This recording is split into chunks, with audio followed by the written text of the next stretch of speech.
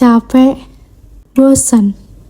Aku fresh graduate yang sekarang kerjanya depan laptop di rumah. Kalau zaman sekarang, namanya WFH. Kirain bakal lebih santai. Tapi ternyata, deadline cuma ganti nama doang. Kadang rasanya otakku gak dikasih kesempatan buat berhenti. Makin banyak aku menyerap informasi, semakin cepat semuanya hilang dari kepala. Tiba-tiba, aku ngerasa semua yang ada di dalam layar itu kayak menarik aku masuk lebih dalam dan lebih jauh. Mungkin hanya perasaan aku aja. Tiba-tiba siang aja nih, yang berubah cuma jam, dan aku masih di tempat yang sama. Ya udah, cari hiburan deh. Scroll lagi.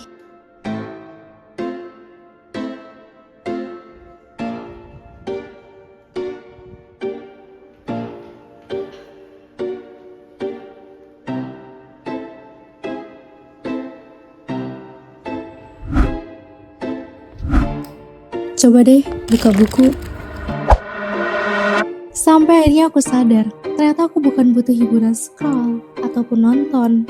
Tapi ternyata aku butuh sesuatu yang gak bikin aku lupa sebelum aku selesai mengerti. Yang bisa aku baca pelan-pelan sampai aku benar-benar paham. Dan hal itu bisa aku dapetin dari sebuah buku.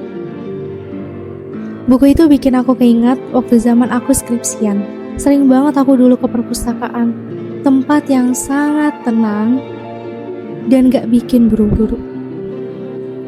Rasanya udah lama enggak ke perpustakaan. Yuk. Aku coba pergi ke perpustakaan daerahku, ya, di Majalengka.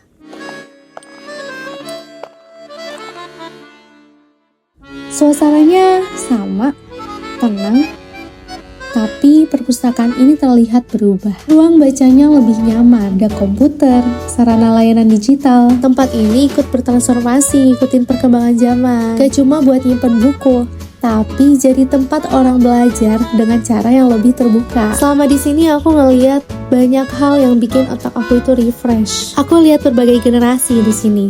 Dari mulai anak-anak, kayaknya lagi dibiasain baca sama orang tuanya. Yang bikin aku amazed, aku lihat lansia masih duduk di perpustakaan buat baca. Ada juga ibu-ibu, orang yang lebih tua daripada aku. Hal ini bikin aku sadar bahwa belajar itu nggak ada batasan usia tertentu. Dan budaya baca itu ternyata bukan soal siapa yang paling rajin, tapi siapa yang masih mau ngerti sesuatu sampai tuntas. Pikiran aku mulai terbuka, dan gak sampai situ aja. Ternyata literasi Majalengka gak berhenti di perpustakaan. Ada ruang lain yang juga ngajak kita buat baca. Ini dia, aku kenalkan Taman Sejarah. Di tengah kota, ada cerita-cerita yang ditulis buat dibaca siapapun. Tentang perjalanan Majalengka, tentang tokoh-tokohnya, tentang tempat-tempat yang jadi kebanggaan daerah. Di sini aku baru sadar, literasi bukan cuma tentang membuka buku, tapi juga tentang mengenal tempat kita sendiri. Ternyata Majalengka punya banyak cerita yang selama ini aku lewati. Banyaknya tempat wisata alami jadi bukti bagaimana alam dan masyarakat tumbuh bersama. Aku jadi ingat di daerahku sendiri ada yang namanya Situ Ciranca, tempat yang selama ini aku pikir cuma sebagai tempat bersantai. Padahal setiap sudutnya juga menyimpan cerita kalau kita mau mengenalnya lebih jauh. Hal yang sama juga aku rasain waktu lihat UMKM lokal. Yang terlihat memang cuma produknya, padahal di balik setiap produk ada pengetahuan, ada proses, ada orang-orang yang terus belajar, berinovasi, dan menjaga identitas daerahnya. Dan mungkin disitulah makna literasi yang sebenarnya. Bukan sekedar bisa baca, tapi mau memahami apa yang kita miliki, apa yang bisa kita kembangkan, dan apa yang bisa kita banggakan dari daerah sendiri. Hari itu aku cuma pengen istirahat dari layar, tapi yang aku temuin lebih dari itu. Aku belajar bahwa literasi bukan sekedar baca buku.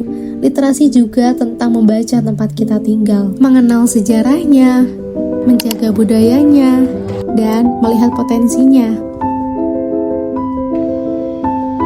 Setelah melihat sekitar, akhirnya aku sadar Saat kita benar-benar kenal daerah sendiri, kita juga ikut ambil bagian untuk membuatnya terus berkembang. Dan dari situlah Majalengka terus bertumbuh.